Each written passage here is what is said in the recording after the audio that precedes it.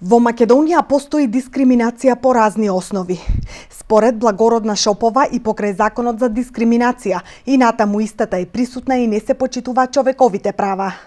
Дискриминација врз род и пол на пазарот на труд, дискриминација врз младите, дискриминација по етничка основа, дискриминација врз ромите, се најчестите дискриминации кои се среќаваат во нашата земја, рече Шопова.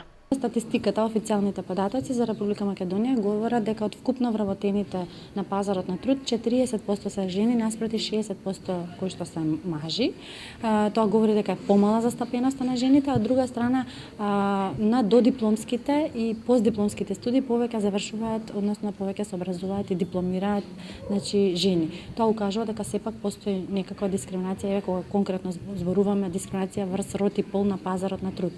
Исто така висока е прилично во Македонија и младинската невработеност, односно предпоставуваме дека исто така и дискриминацијата на пазарот на труд на младите лица токму врз основа на нивната возраст е застапена. Исто така разговараме и на работилниците за дискриминацијата врз различни други основи, дискриминацијата врз хендикеп, етничка или религиска припадност и така натаму. Говориме исто така и за ромите кои што се едни од најдискриминираната етничка заедница во Република Македонија, исто и така конкретно за на пазарот на труд кога говориме се тие исто така високо дискриминирани. Струмичките гимназијалци денес учеа како да се заштитат од дискриминација.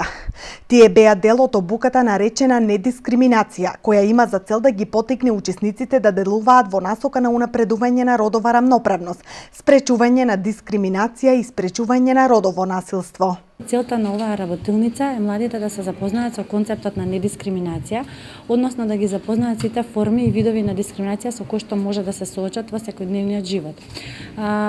По-конкретно, нели, за што разговараме, целта е тие да уведе дека сите ние понекогаш дискриминираме, несвесно, сите ние понекогаш носиме стереотипи или предрасуди за другите и целта е да бидеме свесни за тоа, а пак доколку се станеме ние жртва на дискриминација, да знаеме дека во Република Македонија постои закон за спречување на дискриминација и постојат институционални механизми каде тие да треба да се обратат доколку навистина се жртва на дискриминација. Исто така и постои комисија за спречување и заштита од дискриминација, тоа е независно тело.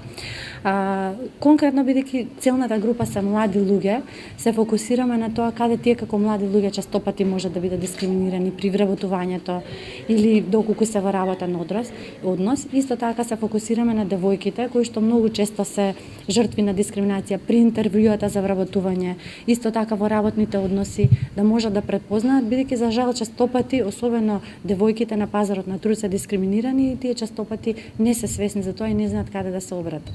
Фондацијата Елена Лука во рамки на програмата за спречување на сите форми на насилство врз жени и семејно насилство спроведува едукации за човекови права со младите. Во рамки на првиот циклус на едукација за човекови права се спроведоа обуки во Скопје, Веле, Зберово, Пехчево и Куманово со ученици од средни училишта и студенти, а вториот циклус едукации ќе се реализираат во Штип, Струмица, Битола и Тетово.